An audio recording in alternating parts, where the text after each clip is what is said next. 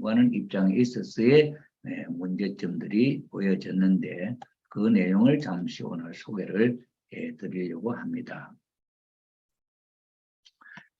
독생자, 독생녀를 찾는 당간복귀 섭리 역사다 하는 것으로 지금까지 제가 독생자를 복귀하는 섭리도 예수님까지 해서 말씀을 드렸지 않습니까? 그 예수님은 조금 전에도 말씀드렸지만은 아담 가정에서 인간 조상 가정이 못되고 타락함으로 말미암아 이 조상 가정을 찾는 역사가 있었다.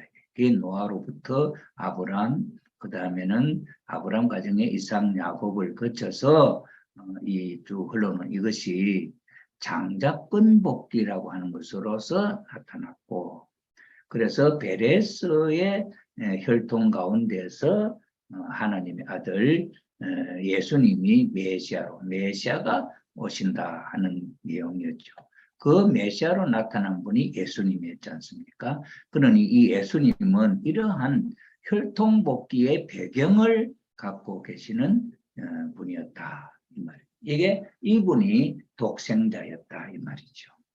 자, 그래서 이 독생자를 낳을 수 있는, 하나님이 이렇게 혈통복귀를 해서 하나님의 애기시 정자를 복귀해서 하나님이 갖고 계신다 할지라도 그 아기를 낳을 수 있는 복중 배가 필요하지요.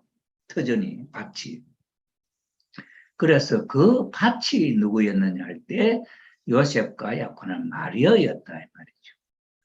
그럼 이 마리아의 입장이 하나님의 아들을 낳을 수 있는 어떤 입장에 있어서 마리아가 그런 입장이 되었느냐 하는 것을 또 제가 독생녀 복귀 섭리에서 말씀을 드렸지요. 그 해와가 독생녀가 되어서 하나님의 가정을 이루지 못했기 때문에 노아에서는 그 섭리가 이루지 못했고, 그 다음에 이 당간복귀 섭리가 어디서부터 시작돼서 이루어졌다 했냐면은 아브라함 가정에서 사라, 그 다음에 이삭 가정에서 리브가. 아브라함 가정에서 사라는 어떤 입장이었습니까? 해와가 천사장에게 넘어갔지 않습니까? 그때 아담과 해와는 약혼한 사이와 같다. 앞으로 미래의 부부가 될 사람이죠. 그런 상황이었다. 그런데 이 해와가 천사장과 놀아나서 타락하게 되었다 이 말이죠. 그래서 이 문제를 복귀해야 되지 않습니까? 그런 입장에서 아브라함의 부인 사라는 애굽 흉년이 들어서 애굽에 들어갔죠. 그럴 때 애굽 왕이 바로가 여자를 좋아하는, 예쁜 여자를 좋아하는 왕이었단 말이죠. 그러니 이 사라가 예쁘기 때문에 부부를 하면은 아브라함을 죽이고 뺏어갈 것 같다. 그러니 아브라함이 우리는 부부를 하지 말고 남매간이라 하자 이렇게 갖고 이 사라를 애굽 왕 바로에게 놓아줍니다. 바로에게 보내주는 거예요. 아브라함이. 왜? 이 내 부인이다. 그러면 죽을 거죠. 그러니 그럼 아브라함이 안 들어가면 되죠. 다른 데 가면 되겠죠. 그런데 거기 들어갑니다. 그러면서 사라도 따라갑니다. 그러니 이런 상황에 노출된 사라가 애굽 왕 바로에게 가서 자기 스스로를 지켜서 하나님의 징계에 의해서 다시 아브라함의 부인으로 돌아옵니다. 이것이 해와가 타락했던 그 내용을 당간복귀하는 입장의 첫 여성이었다. 그래서 이 사라는 제가 말씀드리기를 절대성 자주관한 최초의 여성이다. 저는 그런 이야기 했지요. 이것도 한 번이 아닌 두 번, 그랄왕, 아비말렉 앞에서도 또 그랬잖아요. 그런 터전이 아담의 부인자리에 있었던 해와가 그 책임을 못한 것을 사라는 당간복귀했다. 그 다음에 이삭의 부인 리브가는 뭐냐면은 해와가 타락하고 가인이 아벨을 살해함으로 말미암아 악이 열매를 맺었다 그랬죠. 그러니 모자가 악의 열매를 맺게 한 장본인이죠.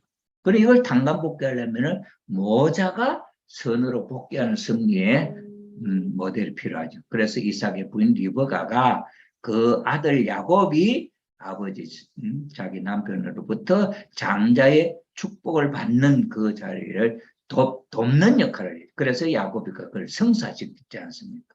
이러니 이 리브가가 해와가 하지 못했던 것을 한 부분 tan간복귀한 입장이었다 하는 것을 말씀을 드렸고, 그 다음에는 이 다말이라고 하는 여인은 또 뭘 했냐면은, 이 유다는 그 축복, 하나님의 축복의 혈통, 에서와 야곱이 승리한 그 터전을 갖고 있지 않습니까? 그 축복을 이어받아서 축복을 귀하게 여기는 믿음을 세운 인물이, 축복의 혈통을 귀하게 세운 인물이 다말이죠. 해와는 하나님의 축복, 그 혈통을 연결시키고 싶었지만 그걸 헌신자까지 버려서 사탄에게 줘버렸죠. 그러니 이 다말은 이 축복의 승리적인 혈통을 귀하게 지키려고 했죠. 그래서 유다의 씨를 받아가지고 베레스와 세라를 낳았는데, 이 베레스가 세라를 이기고 장자권을 복중해서 복귀해서 하나님 아들 예수님이 태어날 수 있는 터전을 닦은 훌륭한 여성이었다. 이렇게 표현을 했지 않습니까? 그러니 해와를 복귀하는 데서 중심 인물로서 사라가 있었고 리브가 있었고 다말이 있었고, 그 다음에 최종적으로 예수님을 낳은 마리아는 어떤 입장이었느냐 할 때, 아담 해와와 같은, 에덴 동산의 아담 해와와 같은 입장에 그대로 구색을 맞췄지요. 여기는 하나님을 중심 삼고 아담과 해와가 남매의 입장이고 약혼한 입장이었는데, 여기는 사탄 세계에서 요셉과 마리아가 약혼을 하고 남매 입장이지요. 여기서 누시엘이 해와를 유혹해서 타락시켰지요. 그래서 자식은 사탄의 자식이 태어났지요. 여기서 하늘편 천사장 가브리엘이 마리아에게 와서 메시지를 주어서 이 마리아가 하나님의 아들을 낳았지요. 그러니 이 문제를 그대로 1:1로 tan간복귀했다. 여기는 해와에게 따먹으면 죽는다 그랬죠. 그런 누시엘을 유혹에 빠져서 따먹고 죽었지요. 여기 마리아도 요셉과 약혼한 사이이기 때문에 이 이야기를 들으면 죽습니다. 그런데 죽음을 각오하고 천사장 가브리엘의 말을 듣고 하나님의 아들을 낳았다. 그러니 완전히 1:1 tan간복귀에 해와가 잘못했던 것을 그대로 tan간복귀한 인물이 마리아였다 이 말이죠. 그러니 그 마리아의 복종을 통해서 하나님의 아들 예수님이 태어나게 되었다 이 말입니다. 자, 그러면 여기 독생자를 복귀한 섭리도 제가 말씀을 드렸고, 독생녀를 복귀하는 섭리도 사라, 리브가, 다말, 마리아를 통해서 세워졌다 하는 것을 말씀을 드렸지요. 그래서 복귀된 독생녀를 낳아서 복귀된 독생녀 입장에 있는 마리아가 하나님의 아들을 낳았다. 자, 그러면 예수님이 하나님의 아들 독생자로 태어났잖아요. 그죠? 그러면 태어나가지고 33세까지 사셔서 뭘 하려고 했냐? 가정을 이루려고 했다 그랬죠. 그런데 이 가정을 이루는데 이 예수 독생자는 누구와 결혼을 할 수 있느냐? 독생녀와 결혼을 할 수 있지요. 독생녀가 아니면 결혼을 할 수가 없지요. 그래서 하나님이 독생자를 예비했었으니, 그러면 예수님이 33세가 될 때까지 독생녀로 하나님이 준비를 했겠냐 안 했겠냐는 거죠. 그렇게 준비한 여인을 아버님은 세례요한의 여동생이었다 이렇게 이야기를 했습니다. 그래서 예수님은 세례요한 여동생과 결혼하고 싶었죠. 17세 부탁을 했고 27세 부탁을 했고 30세 부탁 3번 부탁을 했지만은 그것이 이루어지지 않았죠. 그러니 이 독생자와 독생녀는 만나지 못했습니다. 그리고 예수님 십자가에 돌아가셨단 말이에요. 그러니 예수님 다시 오실 때 재림 때 무엇으로 33세까지 사탄으로부터 태어나가지고 사탄세계 태어나가서 태어남도 독생자로 태어나는 것을 복귀했고, 그 복귀한 독생자 예수님이 33세까지 사셨으니까 이거는 성리적인 기반으로 남아지는 거죠. 그러니 다음에 오시는 재림주님은 아기 예수님처럼 출발하는 것이 아니고 장가갈 수 있는 신랑의 자리에서부터 그 섭리가 연결된다는 거지. 자, 그런 입장이었죠. 자, 그렇다 한다면은 예수님이 오늘날 우리 기독교 지도자나 신도들이 예수님은 하나님이기 때문에 결혼 상상도 못하고 있잖아요. 예수님이 뭘 하고 싶었는지 이렇게 결혼하고 싶다는 얘기를 이해를 못하고 있죠. 이 내용을 발표한 분이 누구야? 아버님이 참부모님이시죠. 자, 그래서 독생자와 독생녀에 대한 내용이 여기서 연결되는데 이 독생녀가 나타나서 독생자를 못 만났기 때문에 성신으로 표신이 됩니다. 그러면서 어머님의 말씀에 의하면은 이 독생녀가 독생녀의 자리까지 와서 뜻을 이루지 못했다. 독생녀의 자리에 나가다가 없어졌다 이거죠. 뜻을 못 이뤘다 이런 이야기하죠. 그 신이 성신이다. 그래서 성신은 어머니 신이다. 그렇게 표현을 하죠. 아버지로 오신 예수님과 결혼했으면 어머니 신이죠.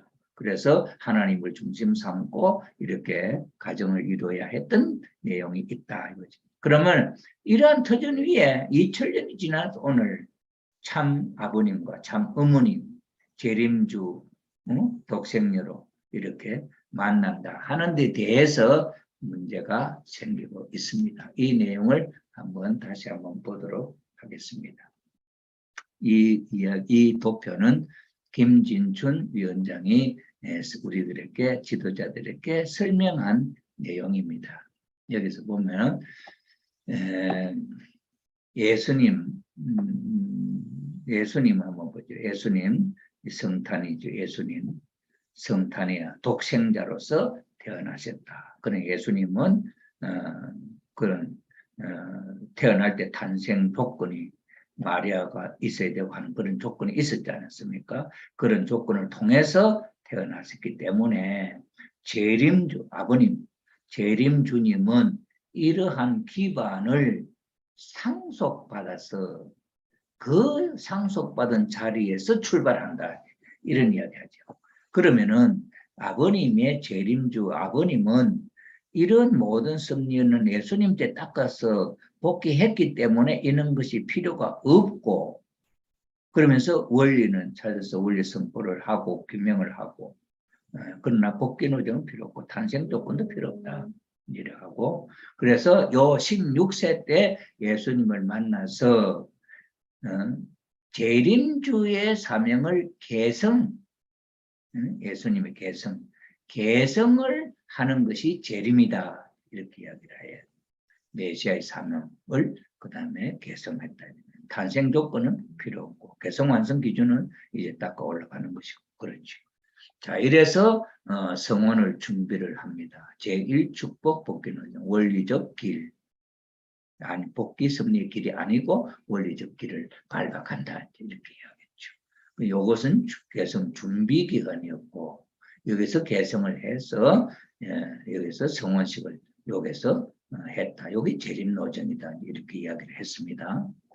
그러면서 여기서 이제 예수님을 이야기합니다. 예수님은 성탄 하나님의 독생자로 원죄 없이 태어나셨고 자라서 17세 때 결혼을 하려고 했는데 대상이 누구냐? 세례요한의 여동생이었다. 27세도 하려고 했는데 못했고 30세도 하려고 못했다. 결혼 섭리 실패다. 가정 완성 못했다 말이죠. 자, 그러면은 개성 완성은 했는데 가정 완성 못했다 말이죠. 그러면 이 대상을 세례요한의 여동생으로 했는데 이 세례요한의 여동생은 독생녀의 탄생이 아니다. 그 다음에 혈통 전환으로 원죄 없는 여인이 아니다. 이렇게 이야기를 했어요. 이렇게 이야기를 하고 예수님은 돌아가셨다. 이런 이야기죠. 그러면 내가 이제 그리고 다음에 이제 어머님 이야기는 어머님은 태어나시는 것이 독생녀 탄생이다. 여기서 초림이고 개성이 없다는 말이죠. 그 다음 탄생도 하나님과 부자의 자녀로 그 다음 하늘의 혈통을 갖고 독생녀, 무원죄, 원리노정, 탄생의 원리노정 필요 이런 이야기를 했죠. 그럼 여기에 대한 내용이 구체적으로 저는 조금 전에 해와 복귀 섭리의 내용을 통해서 독생녀가 태어날 때는 원죄 없이 태어날 수 있는 이유를 저는 설명을 했지 않습니까? 그 다음에 예수님도 독생자로서 원죄 없이 태어날 수 있는 탄감복귀 섭리의 배경이 있었다는 걸 설명했잖아요. 독생녀도 마찬가지고, 그죠? 독생녀가 태어나는 데는 이미 사라, 그 다음에 리브가 다말, 그 다음에 마리아를 통해 가지고 해와가 잃어버렸던 것을 탄감복귀하는 입장에 세워진 터전 위에 태어나기 때문에 원죄 없이, 여기 예수님도 혈통복귀를 한 터전 위에 이 마리아 독생녀는 탄감복귀, 일대 탄감복귀 섭리로 완성한 터전 위에 태어나는 분이기 때문에 탄생도 독생녀 탄생이고, 그 다음에는 혈통적으로도 원죄가 없는 분이라. 이것이 김진중 교수의 이야기와 저의 이야기가 다른 점입니다. 만약에 예수님이 왜 이 세류안의 여동생을 그 여인이 아니면 안 된다고 3번이나 마리아를 통해서 결혼을 하려고 했냐 이거예요. 보통 여자 같으면 독생녀가 아니고 원죄 없이 태어난 것도 아니고 하면은 주위에 있는 많은 여인들이 있잖아요. 그 여인과 더불어 결혼해서 독생녀로 세우면 된다 이 말이죠. 자기 말로 하면. 그런데 예수님이 마리아를 부인 배필로 하신 데는 독생자는 독생녀를 알아보게 되어 있잖아요. 아담이 갈비뼈를 뽑아서 만들어 오는 여인을, 해와를 내 뼈 중에 뼈와 살 중에 살로 알아봤잖아요. 독생자는 독생녀를 알아보게 되어 있거든요. 왜? 같은 원리를 지음받아 같은 마음을 갖고 같은 생각을 하는 사람이란 말이죠. 그런 게 있는데, 그러니 예수님도 독생자가 독생녀를 알아본 거죠. 그 누구냐? 세례요한 여동생. 독생자는 독생녀를 만나서 성혼을 하게 되어 있단 말이에요. 아무 여인을 하게 되어 있는 게 아닙니다. 그런데 이것이 저는 틀렸다 하는 관점이죠. 그 다음에 이제 두 번째 관점도 뭐냐 하니까 어머님과 아버님의 성혼을 이야기하는데, 어머님은 이렇게 성탄이다. 독생녀로 태어나셨고 원죄 없이 태어나셨다. 17세에 성혼 준비를 해서 축복을 아버님과 만나서 결혼을 했다. 참부모 메시아에는 어린 양 잔치를 했다. 이 자리가 어디입니까? 여기서 소생기, 장성기, 완성이에요. 완성 터전에 이게 결혼을 했다. 어린 양 잔치가 됐다. 이게 틀린 거죠. 이거 어디서 해야 되나? 메시아가 오시는 자리는 어디냐? 소생기, 장성기, 완성급이거든요. 일단 이것이 틀렸고, 그 다음에는 또 뭐냐? 아버님에 대한 이야기를, 아버님의 성탄 이것을, 이게 애매해요. 요 기간에는 아버님이 원죄 없는 기간이 아니다는 거예요. 그래서 이 기간에 성진님 어머니를 만나고 희진님 어머니를 만나고 이것은 타락이라는 거죠. 깨끗하지 못하다는 거죠. 이게 꼬리가 있다 이 말을 여기다 갖다 붙이는 거죠. 그럼 이 꼬리를 잘라야 된다는 거예요. 뭐 어디 꼬리가 잘라지고 꼬리라는 말을 어디에다 갖다 붙이는지 본인의 의사를 확실히 물어보지 않아서 모르겠습니다만은 아버님의 성탄에 대한 문제가 여기. 그래서 아버님은 16세 때 예수님을 만남으로 말미암아 재림조로서의 출발이에요. 독생자로서의 출발이라는 거예요. 이 기간은 붕 떴어요.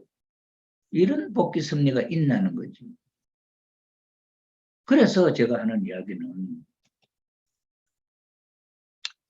여기 이제 예수님의 신부를 독생녀를 만나서 결혼해야 된다는 어린 양 잔치를 해야 된다는 말씀이 여기 나와 있죠. 그 다음에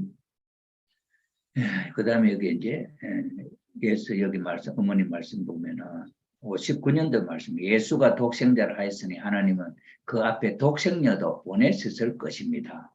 독생자가 보내서 결혼을 시켜야 되니까 독생녀도 분명히 보냈죠. 그 이야기를 59년도부터 아버님 말씀하셨죠.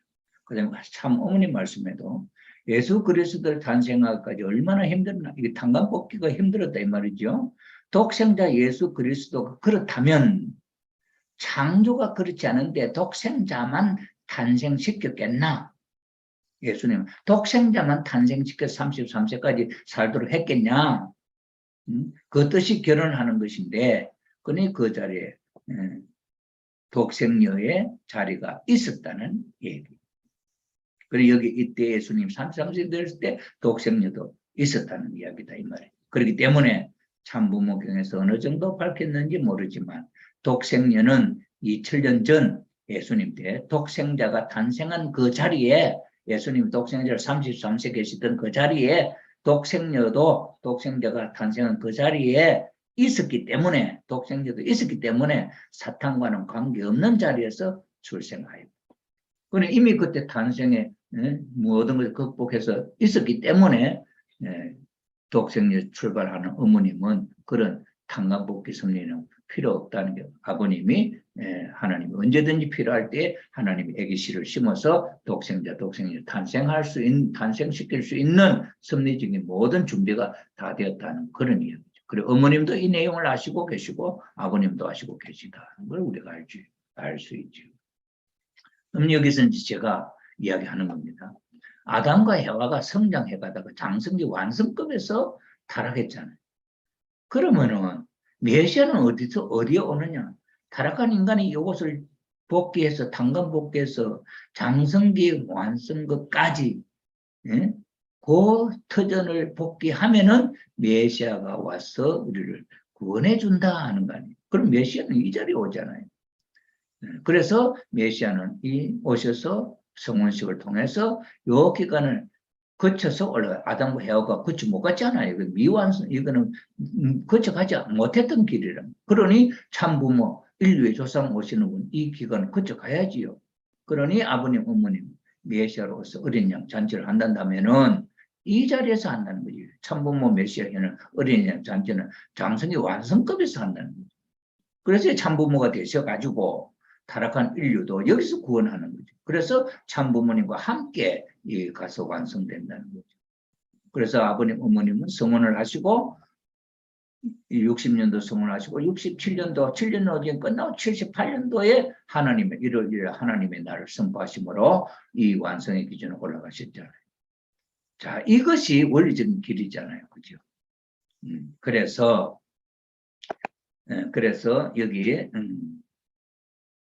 여기에 메시아가 이랬고 예수님이 태어날 때는 성탄으로 제가 말씀드린 대로 복귀습리가 이렇게 돼서 결혼은 안 됐지만은 초림 때 그 대상은 누구냐?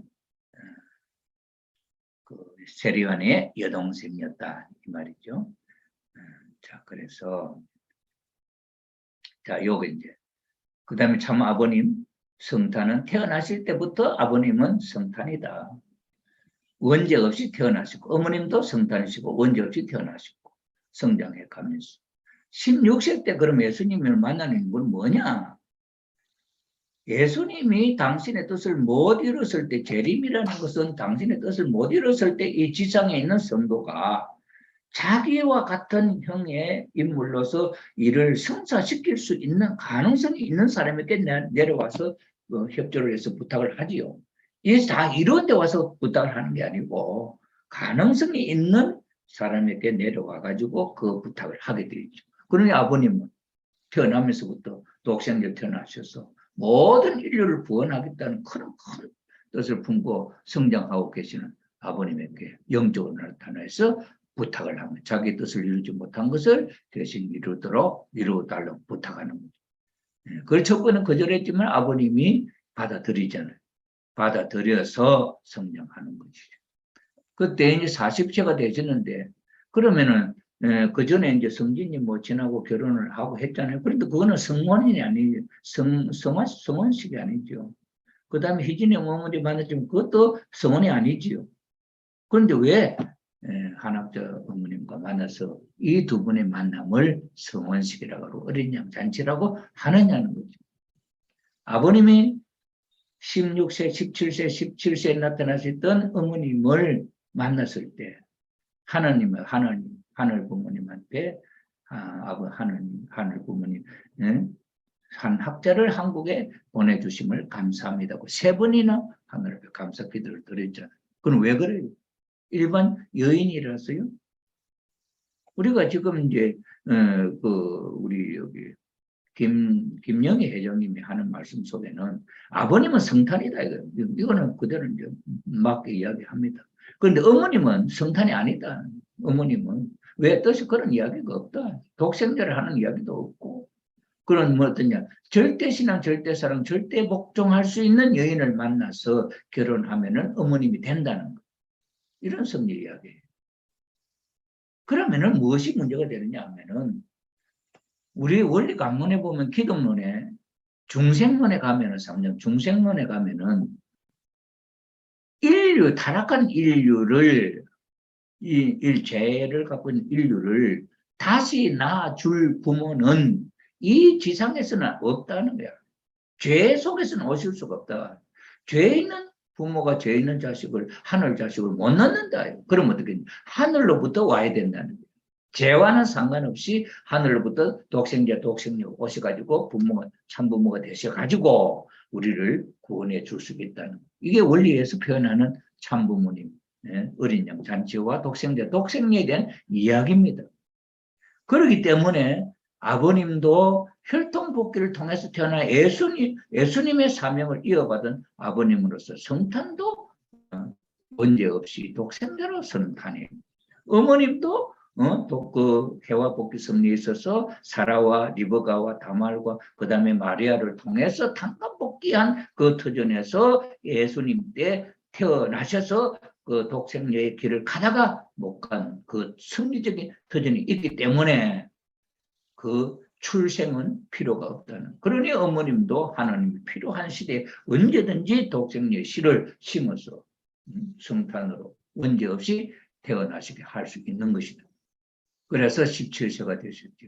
17세가 되셔서 40세가 된 아버님과 만났을 때에 이 두 분의 만남은 한 여인의 만남이 아니에요. 독생자와 독생자의 만남이죠. 그러니 어머님께서 하시는 말씀이 아버님 독생자, 아버님 독생자를 하면 독생자를 알아보지 못하면 독생자의 자격이 없다는 거예요. 그러면은 어머님은 당신이 독생자라는 거 알지요. 아버님도 독생자라는 거 알지요. 그러니 어머님은 아버님이 독생자라는 것을 아셨고 하나님의 뜻이기 때문에 무아의 입장에서 모든 하나님 섭리를 100% 절대신앙, 절대사랑, 절대복종으로 받아들여서 아버님 하나님의 뜻을 이루겠습니다. 입장이. 그 다음에 아버님도 40세지만 17세 소년을 만나서 섭리의 이야기를 다 했다 하잖아요. 그러면서 어머님과 대화를 9시간이나 할 수 있는 거예요. 12자식을 낳아야 되는 것까지. 어머님은 모든 걸 다 수용했죠. 그래서 두 분이 기쁘게 어린 양 잔치를 하는 거예요. 이 두 분이 나이 차이 서로 마음이 기쁘지 않으면 어린 양 잔치가 안 되는 거죠. 이렇게 해서 아버님과 어머님이 만나서 성혼식을 했다. 그래서 여기 성혼식이 돼서 참부모가 될 때는 원죄가 없는 두 분이셨다 하는 거죠. 그 다음에 이제 그렇게 해서 완성을 해서 됐는데 이 참부모가 되었을 때 아버님, 어머님의 마음속에 어떤 생각이 있었냐. 에덴 동산에서 아담 해와가 타락하지 않았으면 하나님의 뜻이 이루어졌다. 천국이 되었다. 그죠? 그렇게 되는 거죠. 타락하지 않았으면. 노아 홍수 심판 이후에 노아 가정이 실수하지 않았으면 그때 하나님의 뜻이 이루어졌다. 그렇게 이야기하죠. 홍수 심판을 해서 인류는 다 멸망시켜버렸다. 그 다음에 참부모님이 성혼식을 해서 참부모가 되시는데 온 인류가 다 멸망하고 참부모님만 가정만 남았다면 자동적으로 에덴 동산의 아담 해와 완성처럼 천국이 될 것이다. 그렇죠. 그러면 어떻게 해요? 인류를 멸망시킬 거냐? 참부모님은 참부모로 말미암아 인류가 멸망했다는 말을 용납할 수가 없대요. 타락한 인간 세계에서도 자식의 죽음을 구하려고 하는데 자기 자신이 참부모를 해서 인류를 죽여버리고 출발한다는 건 참부모의 심정이 아니잖아요. 그러니 이 참부모님은 타락한 인간의 자리로 내려오셔서 인류를 탄감복귀하겠다고 하시는 섭리의 출발을 하셨다는 거예요. 그것이 아버님, 어머님 성혼식 이후에 인류를 구원하시려고 하는 인류를 등에 메고 구원하는 탄감복귀의 섭리를 60년 동안 지금까지 걸어오신 거죠. 그래서 그때 아버님은 하나님 입장이고 어머님은 아버님과 어머님 참부모의 입장에서 이렇게 섭리를 진행해 오셨어요. 문제는 이런 과정에서 지금 천일국을 선포하고 할 때까지는 아무 문제가 없었습니다. 천일국을 선포하신 이후에 무슨 문제가 불거졌냐. 형제님이 나타나서 어머님을 부인하기 시작합니다. 어머님은 성탄이 아니고 어머님은 독생녀가 아니다. 독생녀가 없었는데 어머님이 3년 심효정성을 끝나고 독생녀를 선포하시고 승리 일선에서 내가 하나입니다 하시면서 승리를 출발하십니다. 여기에 방귀를 들고 나타난 첫째 인물이 형제님이었습니다. 그러면 형제님의 말씀은 아버님은 성탄이죠. 그러니까 어머님은 뭐냐? 메시아의 부인이라는 거예요. 메시아의 부인이라는 말은 아무 여자나 가능한 거죠. 독생녀가 아니니까. 그 이론이 이론이고, 그 다음에 이 김영희 회장님의 이론이 바로 이 이론. 어머님은 성탄이 아니야. 아무 여인이나 절대신앙해서 이 자리에 오면 갈 수 있다는 거예요. 그게 형제님의 이론하고 같기 때문에 이건 틀린 거예요. 이건 실수다. 내가 생각할 때 저의 의견입니다. 이거는 내 개인의 의견입니다. 여러분도 잘 들으시기 바랍니다. 그러니 이건 나는 이거 틀렸다. 그 이야기. 그 다음에 김진춘 박사의 이야기는 어머님은 성탄이고 초림이 원죄 없이 이렇게 오셔서 참부모님이 되셨는데 여기서 이제 조금 문제점이 뭐냐. 아버님은 요 기간에 어머님을 만나기 전 어머님은 독생녀로서 독생자를 만나기 위한 준비를 하고 기다렸는데 아버님도 독생자로서 나를 만날 때까지 깨끗했으면 좋겠다. 그런 성진님 어머니와 결혼이라든지 이런 게 없었으면 좋겠다. 그건 한 개인의 욕심일 수 있죠. 그건 바람일 수 있지요. 그러나 하나님의 섭리에 있어서 중요한 것은 뭐냐 하니까 12자식을 낳아야 되는 거예요. 아버님이 어머님을 선택하실 때 40대, 50대 그 훌륭한 여성들도 대상자가 10대부터 80대에 참 어머님 되겠다는 후보자가 얼마나 많았습니까? 그중에 훌륭한 여성들, 공부도 많이 하고 한 여성들 얼마나 많아. 그 사람 택할 수 있지요. 그런데 왜 그를 안 택하고 17세 한학대 어머님을 택했냐. 타락의 선이 17세였기 때문에 20세를 넘을 수가 없고 또 12자식을 낳아야 되기 때문에 20세에서 20년 동안에 12자식을 못 낳으면 독생녀 어머니가 될 수 없다는 거예요. 이게 아버님이 어머님을 간택할 때에 신부를 간택할 때에 가장 중요한 조건이 절대신앙, 절대사랑, 절대복종도 있지만은 그게 가장 중요한 것은 12자식을 낳을 수 있느냐는 거죠.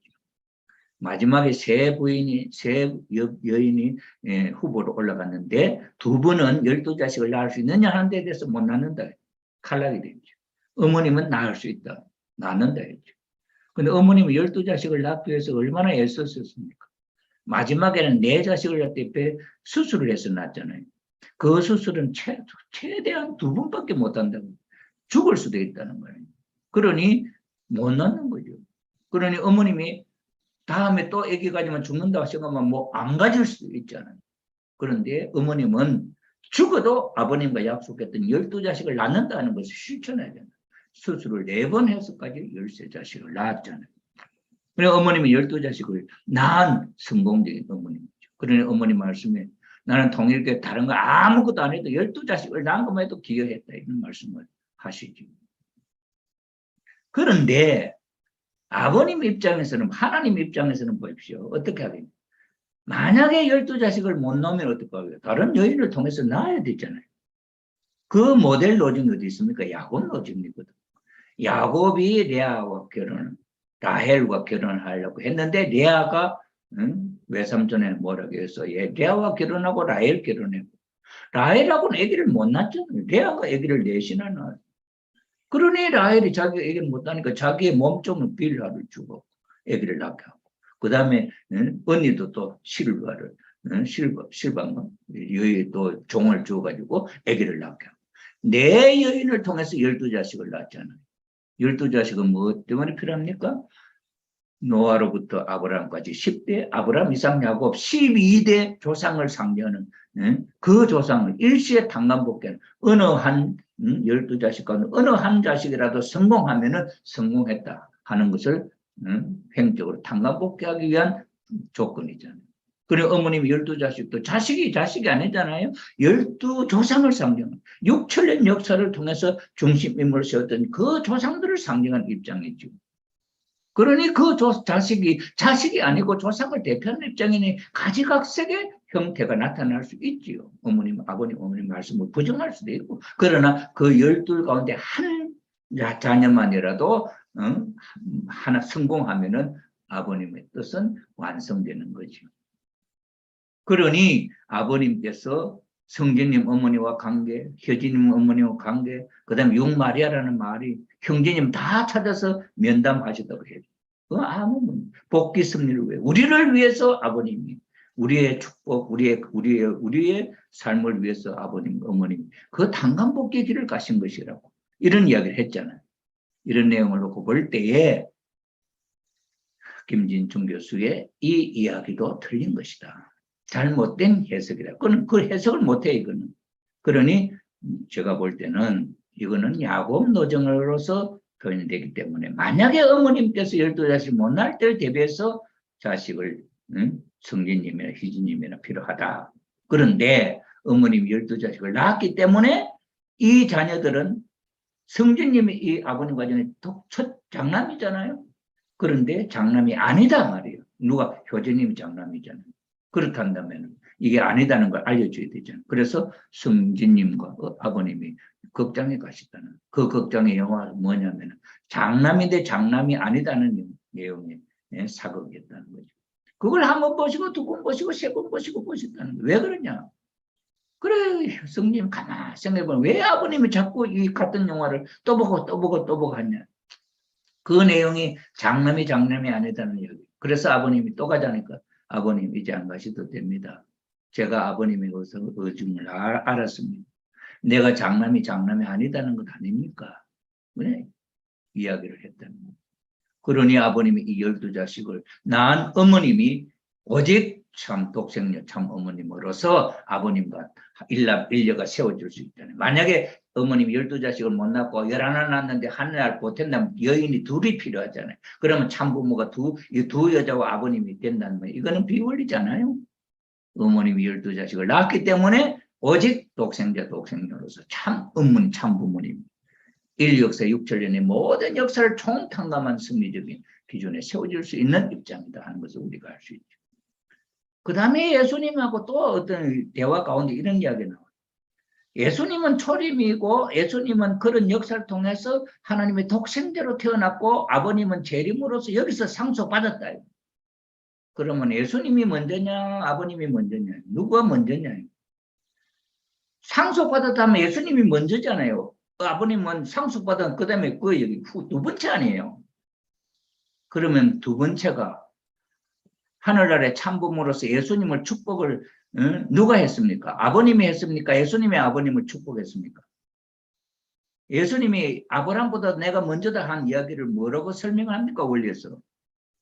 예, 아버님은 인류를 구원해 줄 참부모로 오신 아버지로 오신 분이기 때문에 구원받아야 할 아브라함이 자식이기 때문에 자식이 아버지보다 먼저일 수 없잖아요. 그러니 예수님이 내가 먼저다 이 말이 맞잖아요. 그러면은 아버님이 먼저냐 예수님이 먼저냐 독생자를 놓고 볼 때 독생자 개념을 놓고 볼 때 아담 예수님 참부모님 놓고 볼 때 누가 먼저냐. 아담도 완성하지 못했죠. 예수님도 완성하지 못했죠. 창조 이상을. 그 다음에 아버님이 창조 이상을 완성해서 참부모가 되셨고 참부모가 되셨기 때문에 예수님도 아담도 축복을 해주잖아요. 그러면 참부모님이 부모님이고 예수님은 자녀의 입장이잖아요. 이것이 원리적으로 해명이 되잖아요. 오늘날 우리 통일가에 벌어지고 있는 모든 문제를 이런 입장에서 풀지 않으면은 앞으로 내 어머님이 돌아가시고 이후에 100년 후에 올라가서도 이 문제를 들고 나왔을 때 누가 이 문제를 밝게 해결을 할 거냐. 어머님 살아 계실 때 해야 됩니다. 그래 오늘 우리가 이 문제를 이렇게 연구하고 발표하고 하는 것은 참부모님의 가치 위상을 세우기 위함이다. 저는 또 이렇게 이야기합니다. 아버님이 메시아가 되기 위해서는 원리를 찾아야 되잖아요. 원리 규명, 생활성 구명 선포 있잖아요. 그럼 이 구명 선포할 때 하나님 앞에 허락을 옳게 이게 맞다 하는 인정을 받고 선포합니까? 자기 멋대로 선포합니까? 내가 개인적으로 무엇이든지 선포하면 다 됩니까? 하나님이 인정을 해야 되잖아요. 그러니 아버님이 하늘나라가 아버님 앞에 하나님 앞에 선포를 했죠. 그래 하나님이 아니다. 성인들도 아니다. 며칠 동안 43일 동안 싸움이 벌어졌다고 그래요. 그러니 나중에 계속 둘 수 없으니 하나님이 아버님 말 맞다고 이렇게 인정하죠. 그러니 아버님은 하늘 부모님의 의를 받아서 이 원리를 선포했죠. 그 말은 원리의 주인, 왜 아버님 하나님이 틀리다 했다고 왜 맞다 하느냐. 그건 무슨 이유입니까? 하나님이 모세에게 애굽에 가서 이스라엘 백성을 이끌고 가나안으로 가라 했다고. 가려고 하는 모세를 죽이려 합니다. 가라 했던 하나님하고 죽이려고 하는 하나님은 두 하나님입니까? 하나 하나님입니까? 원리에서 뭐라고 설명합니까? 하나님 가라 해라 하면 또 참소할 수 있고 또 자기가 하나님 때문이라고 핑계 댈 수 있잖아요. 자기 스스로 갔다는 조건을 세우기 위해서 모세에게 그랬다 그랬잖아요. 그럼 아버님은 왜 아니다 했다고 맞다 하느냐. 이거는 진리의 잃어버린 진리를 찾은 진리의 중심이 주인이 진짜 주인이 맞냐 하는 걸 시험한 거죠. 그래서 하늘이 맞다고 인정해 주는 거죠. 그럼 오늘 이 시점에 있어서 아버님 어머님이 원죄 있다 없다 하는 이 문제는 아버님 어머님 문제냐 내 문제냐는 거예요. 아버님 어머님이 어린 양 잔치하고 참부모 대신 이미 1960년 성혼식 때 끝난 거예요. 그때 아버님 원죄 없었고 어머님 원죄 없었고 하늘 부모님의 축복 속에 어린 양 잔치 성혼식이 된 거예요. 그 부모님은 변함없는 부모님으로 우리를 구원하기 위해서 오신 거예요. 그럼 오늘 우리 천일국 선포하시고 우리를 천일국 축복 가정으로 인정해 종종 메시아로 우리를 세웠습니다. 우리에게도 종종 메시아 될 수 있는 어떤 무엇인 다짐이 필요 없을까요? 그것이 바로 아버님, 어머님 원죄 있다. 어머님, 아버님 원죄 있다. 이 이야기를 어떻게 생각하느냐는 거예요. 그럼 보십시오. 김진주 씨 말을 따르면 아버님을 부인해야 돼. 원죄 있다는 걸로 해야 되죠. 그러면 김영희 회장님 말씀대로 어머님이 원죄 있다는 이야기를 해야 되는 거죠. 그러면 서로가 틀리잖아요. 그 말을 따라가면 그건 내 말이 아니에요. 아버님 말씀이 어머님 말씀 따라가는 구경뿐이지. 그럼 나는 어떻게 생각하냐. 나는 신종적 메시아로서 아버님 원죄 없고 어머님 원죄 없는 오직 독생자로서 이루어지신 어머님이고 우리를 위해서 이중 양면 예언이 있지요. 아버님도 어머님이 하늘 혈통으로 왔다는 말씀도 있고 원죄 있다는 이야기도 있고 어머님도 아버님이 문제가 있다는 이야기 있고 독생자 하는 이야기 있고 그 결정은 누구에게 달렸어요? 우리에게 달렸지요. 우리가 불신하면은 문제가 생기고 우리가 불신하지 않고 원리를 아는 신종적 메시아가 된다면은 아버님, 어머님의 원죄가 없다는 것을 우리가 확신을 하고 증거할 수 있다면 아버님, 어머님의 해방이잖아요. 이게 꼬리를 자르는 거고 이게 모든 것을 아버님, 어머니를 해방시켜 드리는 거죠. 이런 일을 해야 할 신종적 메시아가 천일국에 입적한 천보 과정으로서의 신종적 메시아다 하는 것을 저는 주장하게 되었습니다. 오늘 이 시점에 그것이 필요하다. 내가 아버님, 어머님을 어떻게 아느냐에 따라서 내 자신의 가치를 나타낼 수 있는 그 아버님, 하나님이 하늘 부모님이 참 부모님이 인정하면 우리는 이제 이 내용은 내 것이야.